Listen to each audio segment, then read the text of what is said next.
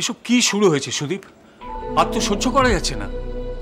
তুমি এই চৌধুরী পরিবারের জামাই হয়ে ওদের তালে তাল মেলাচ্ছ। জামাই? আমি জামাই? কোনদিন আমাকে জামাইয়ের সম্মান মর্যাদা এগুলো দিয়েছেন? এখন বিপদে পড়েছেন তাই নাকি কান্না কাঁদতে এসছেন আমার কাছে। সুদীপ, তুমি তো একজন শিক্ষিত মানুষ, তুমি তো দেখছো কি অবস্থা। এ তো রীতিমতো অত্যাচার। আমার ওই বৃদ্ধ বাবা থেকে শুরু করে ওই বাচ্চা বান্টিটাকে পর্যন্ত, এতে তোমরা কি আনন্দ পাচ্ছ? আমি তো অন্য কারোর দায়িত্ব নিতে পারবো না। হ্যাঁ, আমার কিছু হিসেব আছে, সেটা আমি বুঝে নেব। সুদীপ, এটা কোনো কথা হলো? ইন্দু নেই, কিন্তু তুমি তো এখন আমাদের আপনজন। আপনজন? আমি এই আপনজন যখন ওয়ারফ্রন্টে হারিয়ে গেছিল তখন একবার খোঁজ নিয়েছিলেন? এই আপনজন বেঁচে আছে না মরে গেছে সেটা খোঁজ নিয়েছিলেন? নেননি। উল্টে আপনার শালা অপূর্ব সঙ্গে ইন্দিরার বিয়ে দিয়ে দিয়েছিলেন। একবারও আপনাদের মনে হয়নি এই আপনজন যখন ফিরে আসবে, যদি বেঁচে থাকে, তার কতটা কষ্ট হবে? দেখো, সেই জন্য তো তোমার উপর আমাদের সিম্প্যাথি আছেই। প্লিজ, এই সিম্প্যাথি সহানুভূতি কথাগুলো আপনাদের মুখে গালাগালির মতন শোনায়। সিম্প্যাথি দেখাচ্ছেন। আমাকে ভুলে গিয়ে তো অপূর্বকে নিয়ে মেতে উঠেছিলেন আপনার নতুন জামাই, তাই না? সিম্প্যাথি।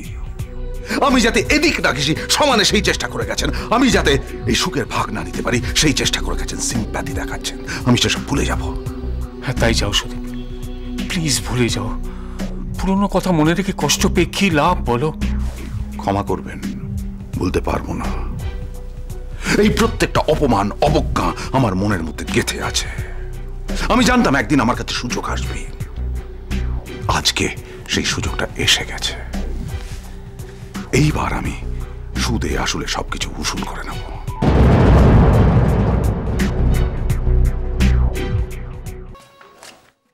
বাবা, এই অমানুষটার সঙ্গে তুমি কি কথা বলছিলে?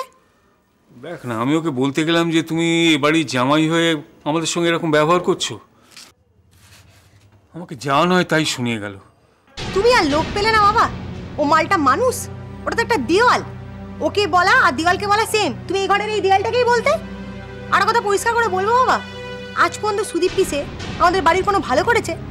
মানে করবে। ঠিক বলেছিস, আমারই ভুল হয়েছিল। ওদের সব কটা না হারামির হাত বাস্ক। এ বলে আমায় দেখ, ও বলে আমায় দেখ। ওরা মানুষ, ও তো একটা কুকুর।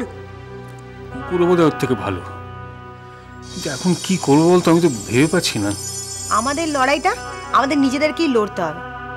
আমি শুধু তককে তককে আছি জিনিসটা একটু বোঝার জন্য। একটু বুঝে নি, তারপর দেখো না সব কটা মালকে ঝেঁটিয়ে মেরে মেরে দাদুর পায়ে ফেলবো, দিয়ে ক্ষমা চাওয়াবো। ওদেরকে যদি শাস্তি না দিয়ে আমি নিজে শান্তি পাবো না। সব কটাকে জেলের মধ্যে ঢোকাবো, যা কি পিসিং পিসিং অ্যান্ড পিসিং হবে, নিজের চোখ দিয়ে দেখবো, তবে আমি শান্তি পাবো। এখন আবার কে ফোন করলো?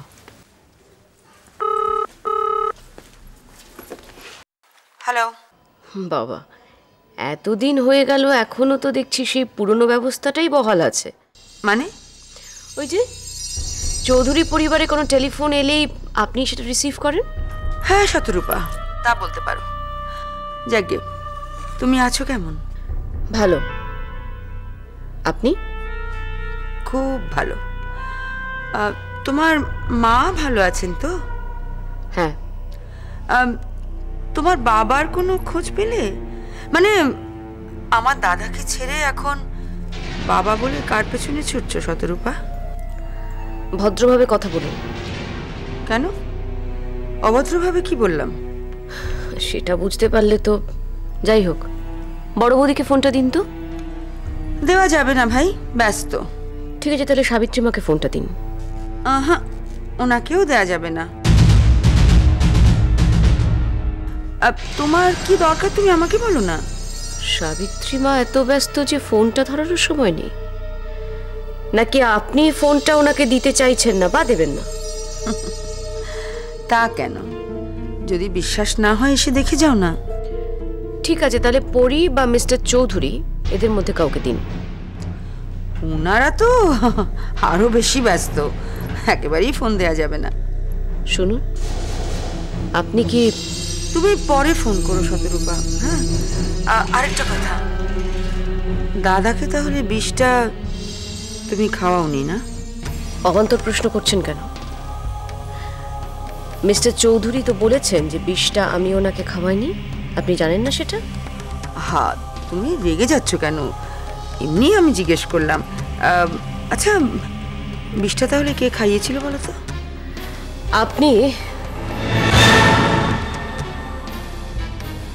কি বলছো কি তুমি? আমাকে আর বলতে দিচ্ছেন কই?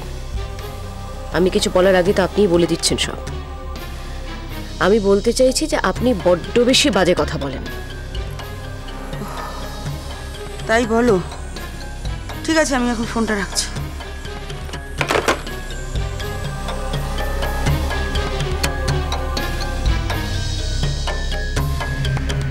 ওই বাড়িতে সবাই কাজ করছে মানেটা কি? কিসের উৎসব লেগেছে চৌধুরী পরিবারে?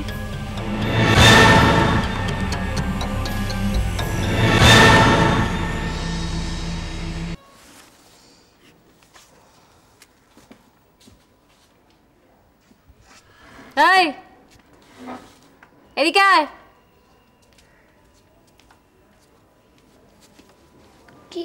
কি করছিস কি তুই?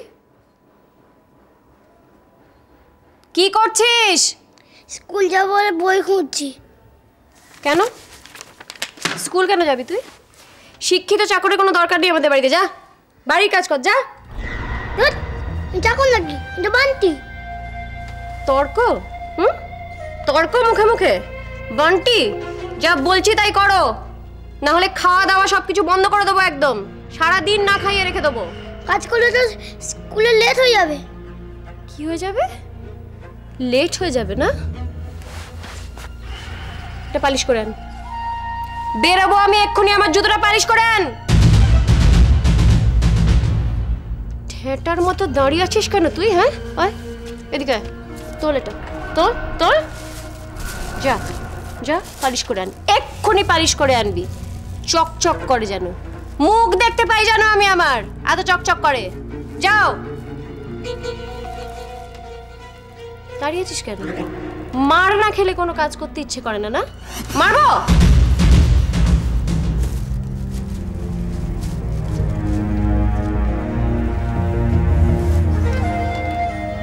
পুত্তুর খাবে দাবে ঘুমোবে, কোনো কাজ করবে না।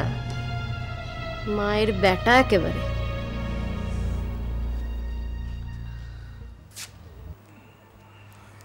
শতরূপা, আপনি আপনার মার চিকিৎসার ব্যাপারে কিছু ঠিক করলেন?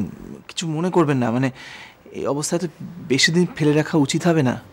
না না, ফেলে রাখার তো কোনো প্রশ্নই নেই। আচ্ছা মিস্টার মিত্র, আপনি একবার আপনার এক বন্ধুর কথা বলেছিলেন না, সাইকিয়াট্রিস্ট, তার সঙ্গে একবার কথা বলা যায়? হ্যাঁ নিশ্চয়ই, আপনি যে কোনো দিন মানে আপনার সুবিধা মতো অ্যাপয়েন্টমেন্ট করে নিতে পারেন আগে থেকে, কারণ ও তো খুব ব্যস্ত, একটু আগে থেকে বলে রাখলে ভালো হয়। ঠিক আছে। এখন কেমন আছেন উনি? কি বলি বলুন তো, ভালো মন্দ তো সেরকমভাবে কিছু বোঝা যায় না, সবটাই ডাক্তারদের কথার উপর নির্ভর করে চলতে হচ্ছে। মা তো প্রায় কথাই বলতে চান না, ওই মুখের ভাব থেকে যেটুকুনি বোঝা যায় আর কি। আচ্ছা, উনি আপনাকে চিনতে পারেন না? কি জানি, মা বরাবরই একটু শান্ত, ইন্ট্রোভার্ট। ইনফ্যাক্ট মাকে কোনোদিন আমি ভায়োলেন্ট হতে দেখিনি অসুস্থ হওয়ার পর। ওনাকে দেখলে মনে হবে সারাক্ষণ কি যেন ভাবছেন আর কাউকে একটা খুঁজছেন। Sad, very sad. আশ্চর্যের ব্যাপার কি জানেন অপূর্ববাবু, মা অদ্ভুতভাবে আমার স্পর্শটা চিনতে পারেন। That's very good. মানে তার মানে এখনো কিছু সেন্স। শতরূপা, আমি বারবার বলছি ওনাকে একটা প্রপার ট্রিটমেন্টের মধ্যে নিয়ে যেতে হবে, কোনোভাবে নেগলেক্ট করলে কিন্তু চলবে না। হ্যাঁ তা তো ঠিকই। আচ্ছা মিস্টার মিত্র, চৌধুরী পরিবারের কোনো খবর জানেন? মানে মিস্টার চৌধুরী কেমন আছেন, বাড়ির অন্যান্যরা কেমন আছেন? না, আসলে এর মধ্যে আর যোগাযোগ হয়নি ওই বাড়ির সাথে। আপনি কেন জিজ্ঞাসা করছেন বলুন তো?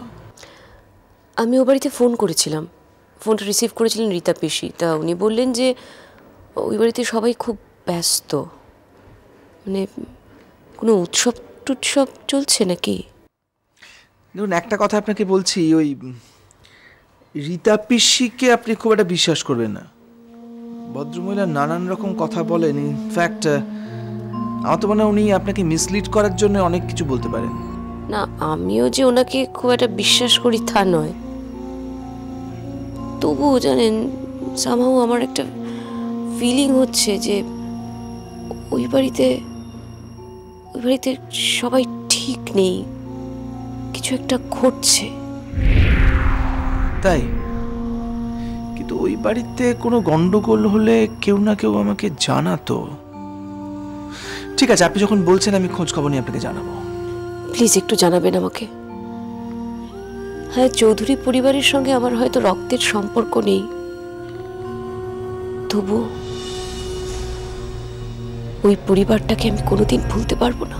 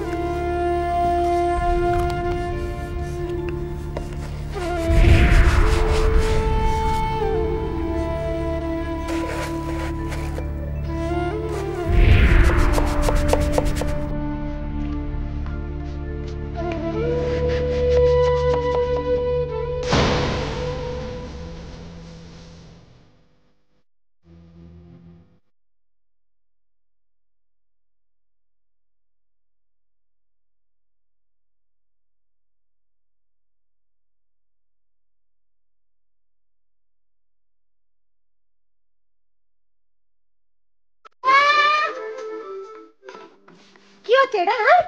এটা ভদ্রলোকের বাড়ি, হ্যাঁ? আশেপাশে বাড়িতে অসুবিধা হবে। পুজো প্যান্ডেল আমাদের কাই কাই কাই কাই করে গান হচ্ছে।